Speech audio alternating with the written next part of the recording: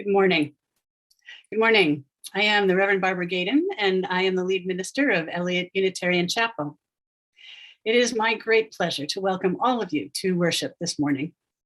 Wherever you're joining us from, the couch in your living room, doing the dishes in your kitchen, wherever you are with us. We are together.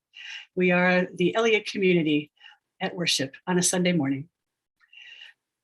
We are united as one community, more together than we are alone. If you are visiting us for the first time, a special welcome to you. We're so glad that you chose to be with us today. I hope that you feel warmly welcome, that today's message speaks to you, and that we'll see you again. Feel free to drop a line to us at welcome@eliotchapel.org. Welcome@eliotchapel.org, and let us know that you're here. This is a liberal religious community of spiritual seekers. We welcome you in the fullness of your age, race, ethnicity, gender expression, sexual orientation, and religious background. Our faith is not lived in creeds, but in deeds, not in the hereafter, but in the here and now. Our core values are freedom, reason, respect, and love.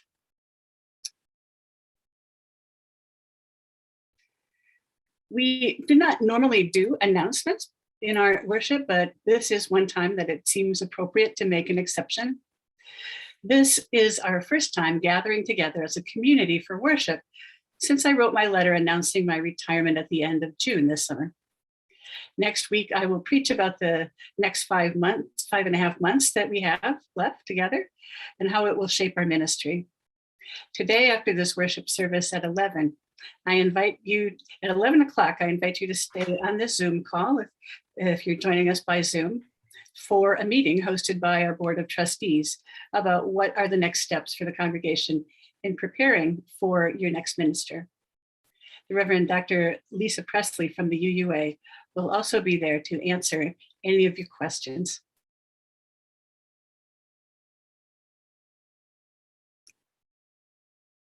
We can forget what it's like to be in beloved community. We can forget how it feels to be united with those who share our dreams of justice and love. We come together to be reminded of who and whose we are. We come together to inspire and be inspired. Come, let us worship. We will now light our chalice, the symbol of our Unitarian Universalist faith, and our chalice lighters today are the Herzon Gray family.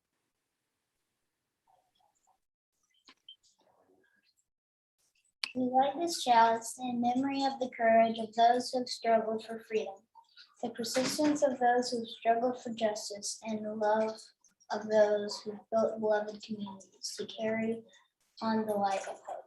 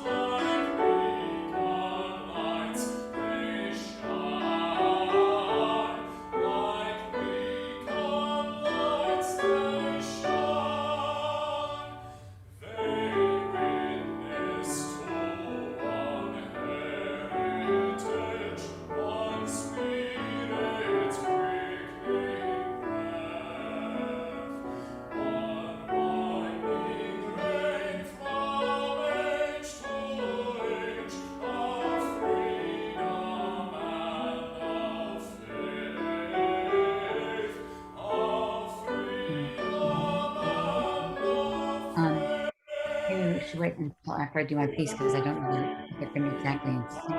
Could they be? It might not be. They might be. We have to fix. And there was one that said white.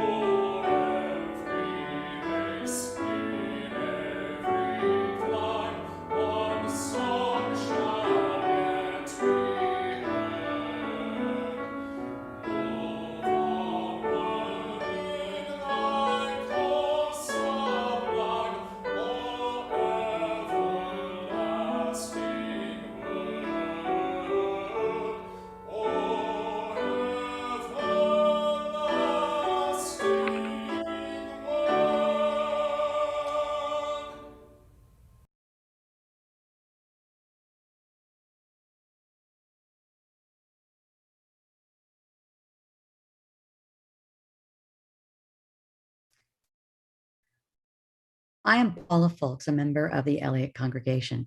I'm going to read a portion of our congregational covenant, the promises we have made to each other as a community. As a free congregation, we promise to one another our mutual trust and support. To create a beloved community, we promise to be kinder to each other than we have to be. To listen fully to each other with an open mind and heart, to speak responsibly and respectfully, to find ways to improve our church for all members and friends.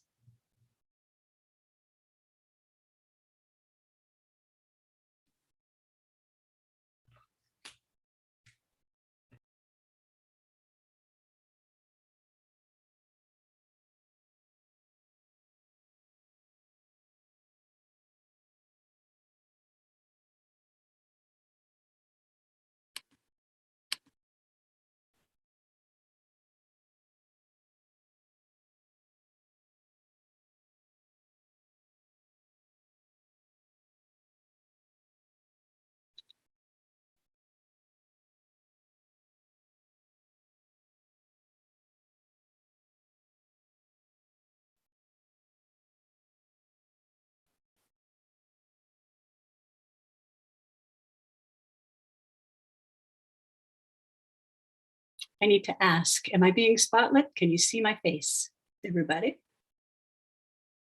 Yes. Okay. Yes. That's good. That's good.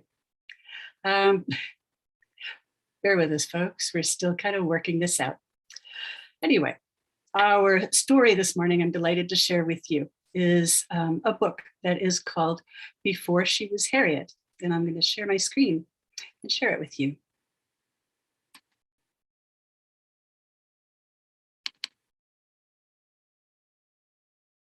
Before She Was Harriet by Lisa Klein Ransom, illustrated by James E. Ransom.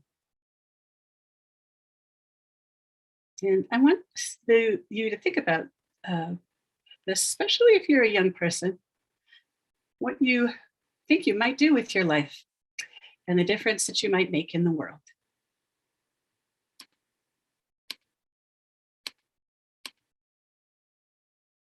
Here she sits, an old woman, tired and worn, her legs stiff, her back achy.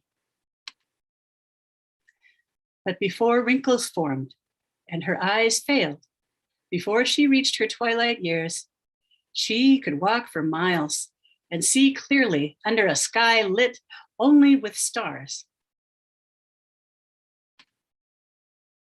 Before she was an old woman, she was a suffragist, a voice for women who had none in marriages, in courts, in voting booths.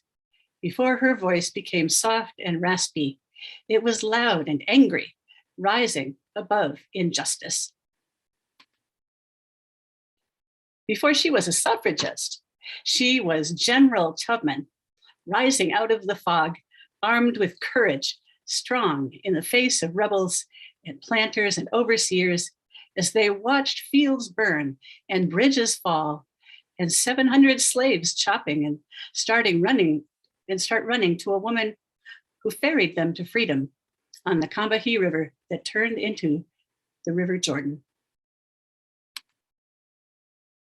Before she was General Tubman, she was a Union spy carrying secrets across battlefields to soldiers fighting in the Civil War for President Lincoln to end slavery.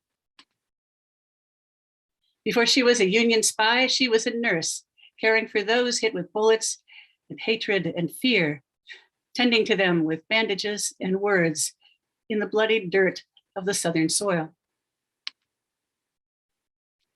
Before she was a nurse, she was Aunt Harriet, daughter of Ben and Rate, who helped her parents flee their master and find their way through woods and streams to the safety of Canada and a new home in the North. Before she was Aunt Harriet, she was Moses, a conductor on an underground railroad with no trains and no tracks, just passengers traveling to freedom up north through swamps, past slave catchers, across rivers under the cover of night.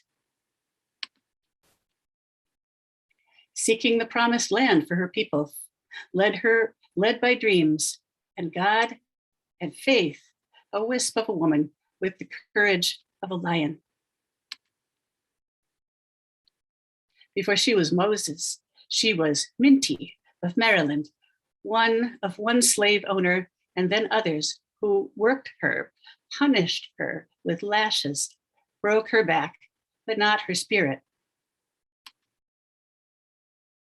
Before she was Minty, she was Araminta, a young girl taught by her father to read the woods and the stars at night, readying for the day. She would leave behind slavery along with her name and pick a new one, Harriet.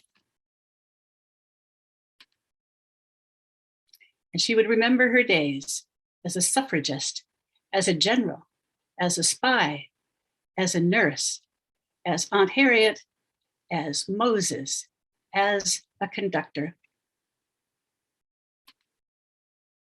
as Minty, as Araminta, who dreamed of living long enough to one day be old and stiff and achy, tired and worn and wrinkled, and free.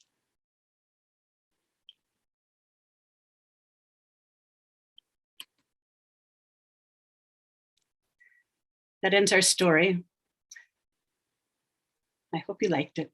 I thought the pictures were beautiful and I didn't know all of those things about Harriet Tubman.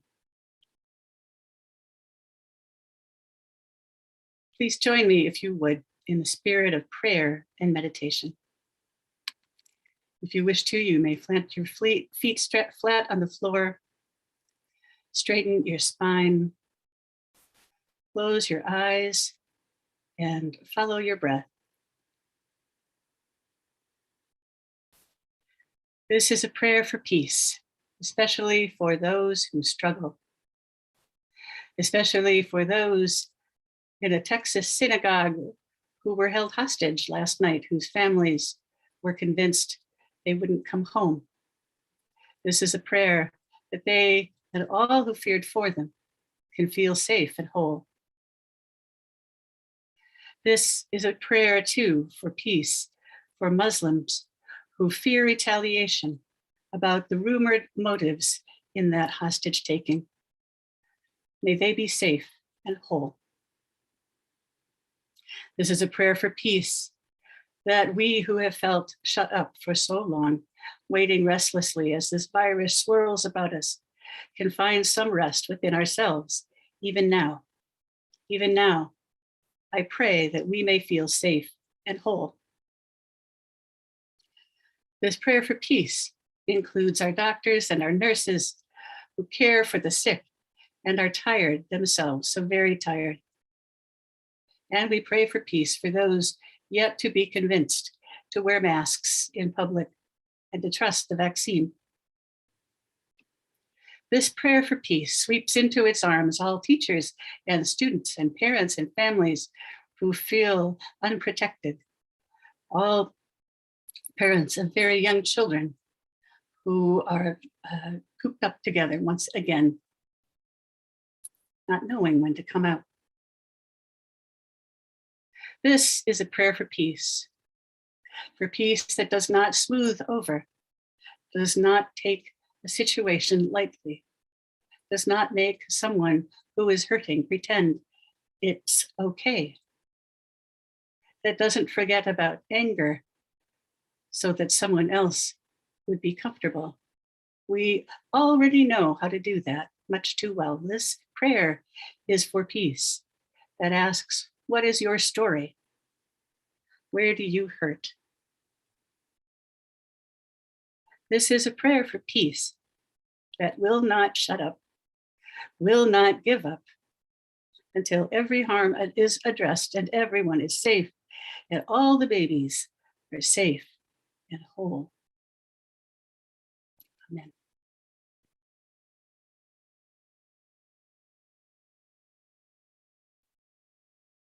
One of our beloved traditions here at Eliot is to share our offering with organizations that work for peace and for justice in our community. In January, we're sharing our collection with the Meacham Park Neighborhood Improvement Association. Meacham Park is a predominantly African-American community in Kirkwood. Even before Meacham Park was annexed to Kirkwood, an intentionally diverse group of Meacham Park and Kirkwood residents formed to advocate for Meacham Park. And Eliot Chapel has long ensured that we have one of our members at the table so that we are always ready to lend a hand. To give online to the Meacham Park Neighborhood Improvement Association, please go to our website and click Giving and follow the instructions.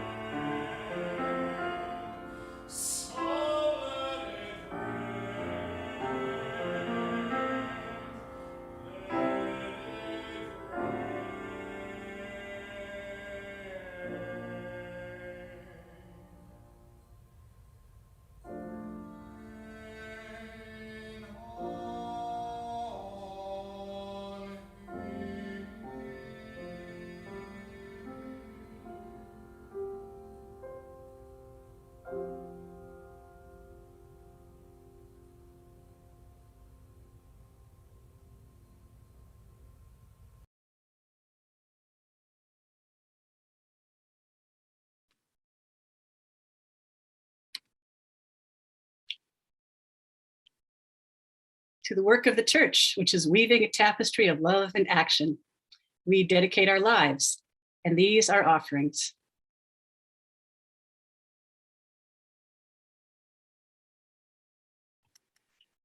I'd like to offer as our reading today a reflection that I wrote a couple of years ago when I visited the Civil Rights Museum in Memphis. And as you probably know, the Civil Rights Museum there is housed in the Lorraine Motel, which is the place where Dr. King was assassinated. And there is a memorial there to him. It's called Room 306. Precious Lord, take my hand. You walk up to the Lorraine Motel in Memphis, clean and fresh painted, as it would have been back then, maybe a little nicer. You buy tickets for the museum below his room, number 306. A wreath of red and white flowers hangs on the balcony where he stood. Lead me on, help me stand. You must walk through many rooms to get there. Slavery, Reconstruction, Jim Crow, Brown v. Board, Montgomery, Birmingham, Selma, the March on Washington, the Freedom Rides, the bombings, American history, your history. I am tired, I am weak, I am worn. The line to see the room is long. A kindly guard reminds everyone to walk single file. When you get closer, you hear a lovely soprano voice singing his favorite hymn, Precious Lord. A grandmother jabs two squirrely children and points to the sign saying, silence and respect. They hush. And you hush too. Through the storm, through the night, you peer in through the plexiglass. Such a plain room, so small. The suitcase open on the bed, shirts and ties packed neat. A book he wrote, a cup of coffee, an ashtray full of butts, a small red carton of milk, like the ones you had in school. The gold bedspread turned down at the pillow, like he was thinking of turning in and changed his mind, like anyone might, deciding to get some air. Lead me on to the light. They say that the speech he gave that night, the one about the mountaintop and the promised land, almost didn't happen. There was a terrible storm. He tried to cancel. But so many people came. They called his room and said, you better come on down here. It's hard not to be superstitious. Change one small thing, and would it have happened? Tell the caller no, go straight to bed. Choose a different hotel altogether. But it did happen. He promised it would. Precious Lord, lead me home. Where is your home? Where is your refuge and your strength? Perhaps it's not here in a room like this. Why do you seek the living among the dead? You realize once again how much is up to you.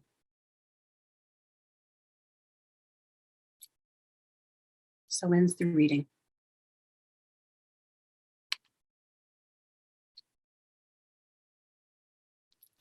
Did you hear the story last month on NPR about William Greenleaf Eliot?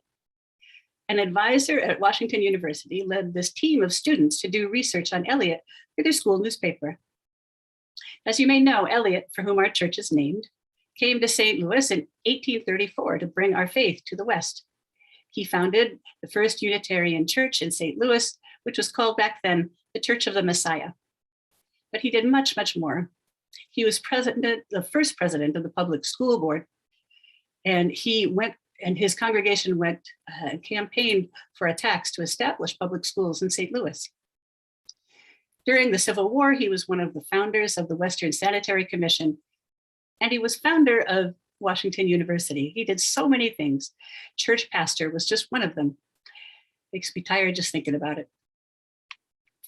But there was one thing that William Greenleaf Eliot was not, the students said.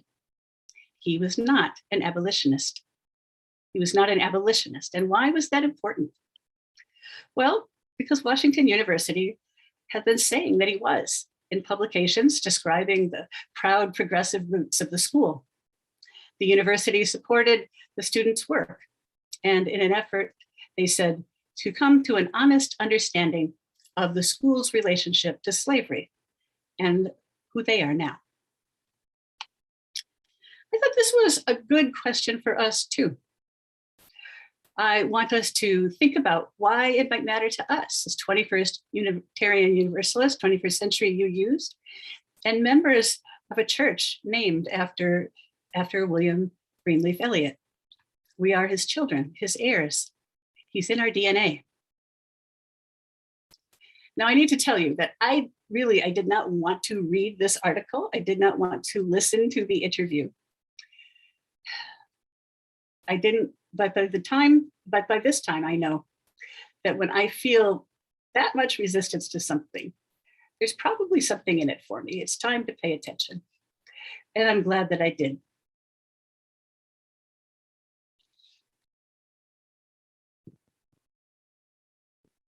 Eliot was not an abolitionist. He was what was called a gradualist.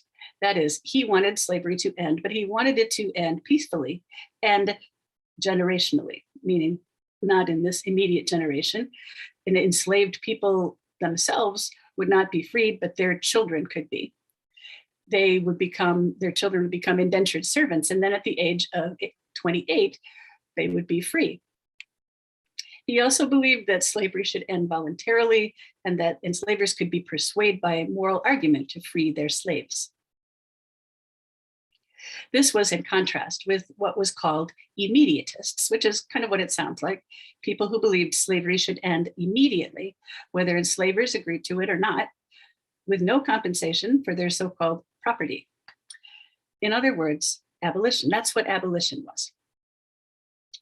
Believe it or not, both of these positions, both gradualist and abolitionist or immediatist, were considered radical at the time. To discuss or question slavery in any fashion was not part of polite conversation. Many white people didn't really give it a second thought, whether they lived in a slave state or free. Slavery touched their lives. It was impossible to imagine their lives without it. Whether they were working in the textile mills or shipping or the shipping industry, finance, where slaves were treated as commodities and offered up as collateral for credit. So many trades, your trade and your church, yes, your Unitarian church in St. Louis would have depended somehow on money from slavery. Whether or not anyone in the room had enslaved people, they would have done business with them. And we do know that there were members of Eliot's congregation who did own slaves. When I was visiting the African American History Museum in Washington, D.C., I was struck by this simple line in one of their displays. At that time, it said, "Most white Americans approved of slavery." It's hard to imagine, isn't it? William Greenleaf Eliot was in the middle of a great divide. People in St. Louis were very divided about slavery. St. Louis was a combination of free Black people, enslaved Black people, and white people. And it was a very difficult and, if not impossible, topic for discussion. And Eliot was in the middle of this great divide, not just among the people who were his neighbors, but within himself.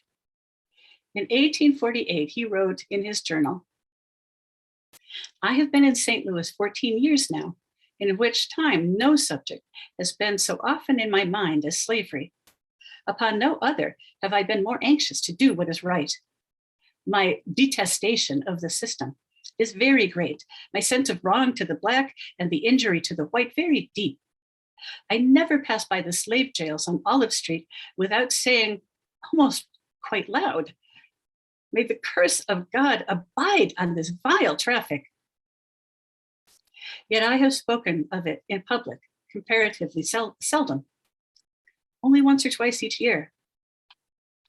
Has it been through want of moral courage? I think not. Certainly not through self-seeking. I have had everything to gain and nothing to lose. 10 years ago, I had only to come out as an abolitionist, and although I would have been required to leave my place here, I could have returned to friends and kindred with the honor of a martyr, without his losses, covered with glory and with the certainty of good settlement. But my gain would have been the only gain. I have waited in patience, possessing my soul. Perhaps I must wait a little longer. Not much. The influence I have now acquired is real. By proper and fearless action exertions, it will become deeper and wider. So you can see Eliot in the middle of this internal struggle, and he decided to wait. As a gradualist, and he counseled other people to wait. We now know that he was wrong. We know that slavery was never going to end voluntarily or without bloodshed. And even then, it would take another 100 years and another courageous battle to end segregation and pass the Voting Rights Act. And so 100 years after William Greenleaf Eliot's time, in Birmingham, Alabama, the struggle to end segregation and to gain voting rights for all Americans was taking place. There were boycotts and bus strikes, sit-ins and freedom rides. And in the midst of all of this, there was written an advertisement by 8 white clergymen in a Birmingham newspaper. They were criticizing the demonstrations led by Dr. King and the Southern Christian Leadership Conference as untimely and unwise. They were counseling them to wait. Dr. King writes in his now famous letter, "Frankly, I have yet to engage in a direct action campaign that was well-timed in the view of those who have not suffered unduly from the disease of segregation. For years now, I have heard the word wait. It rings in the ear of every Negro with piercing familiarity. This wait has almost always meant never. We must come to see with one of our distinguished jurists that justice too long delayed is justice denied."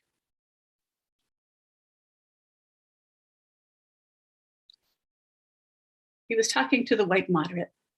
He was talking to people like William Greenleaf Eliot, people who wanted change to come, but wanted it without white people having to sacrifice or suffer. I want Eliot to have been an abolitionist. I want him to have been a radical, someone who was willing to do whatever it took.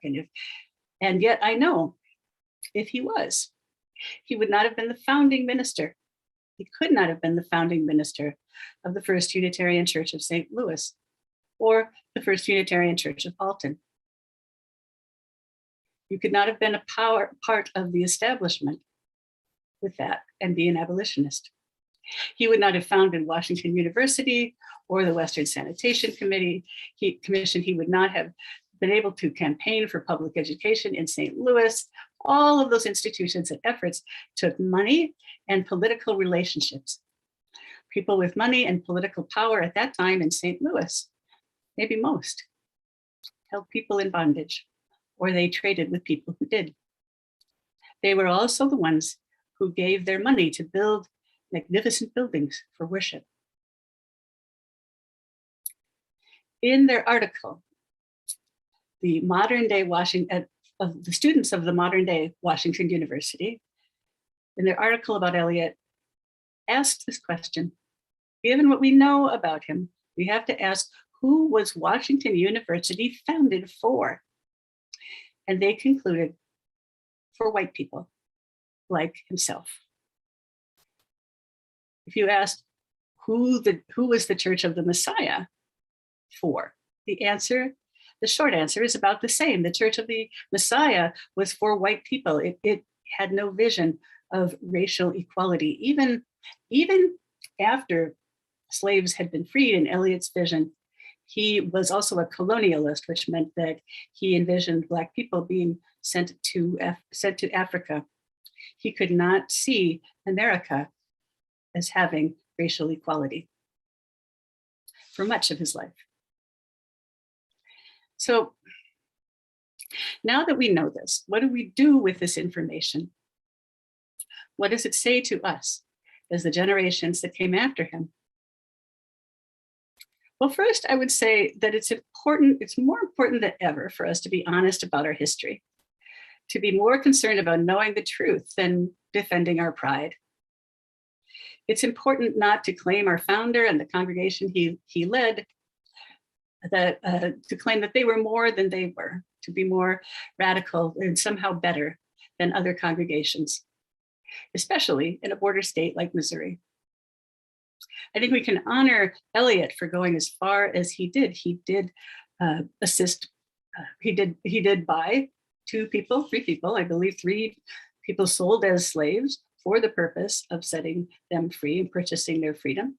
He did that. He did assist one man, Archer Alexander, in his quest for freedom and advocated for him and really stuck his neck out for him. He did help to found the first Black schools for Black children in St. Louis. He did all of that.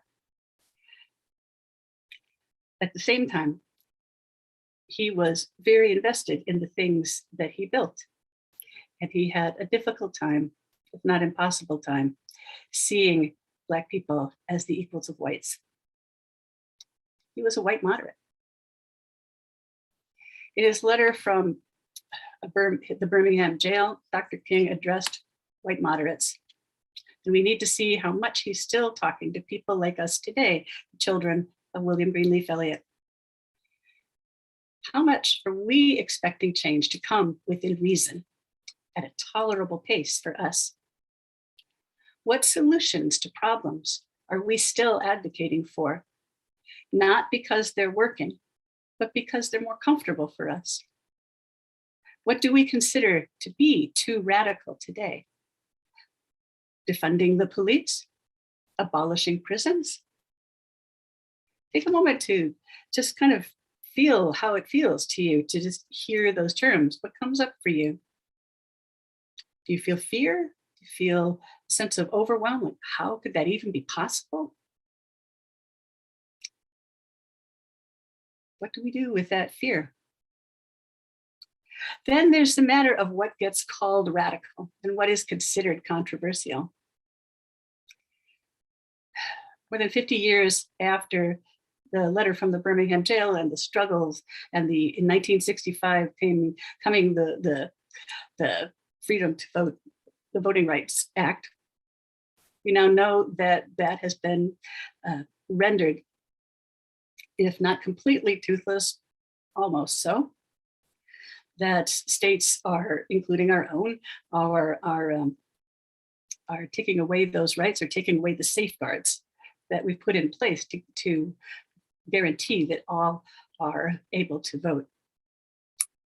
I think that most people, regardless of party, would agree that this bill is pretty good. No party gerrymandering, no lying to voters about election information, or it's a federal crime.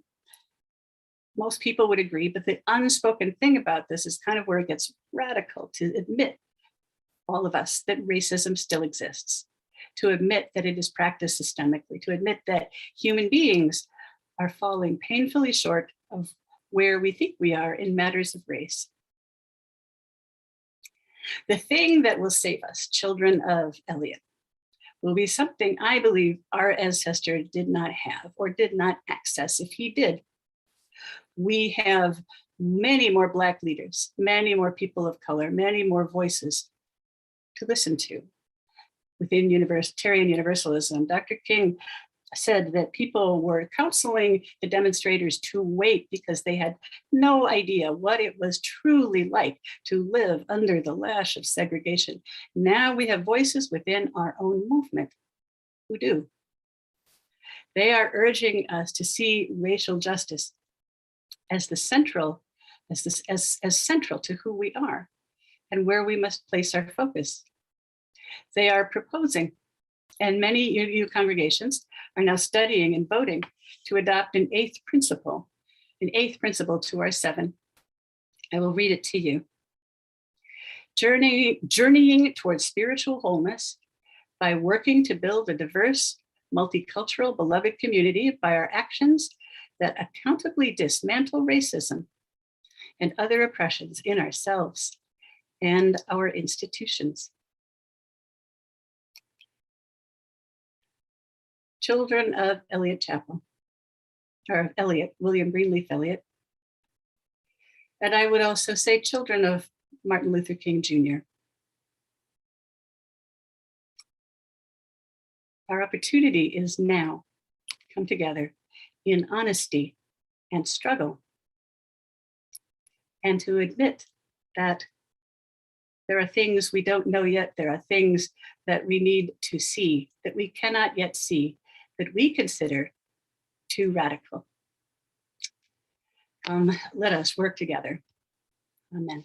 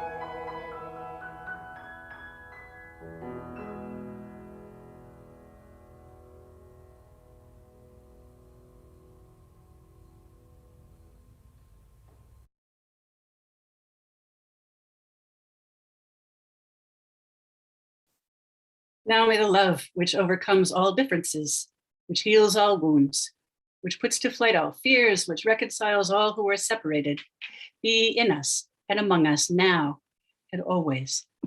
Amen. And go in peace.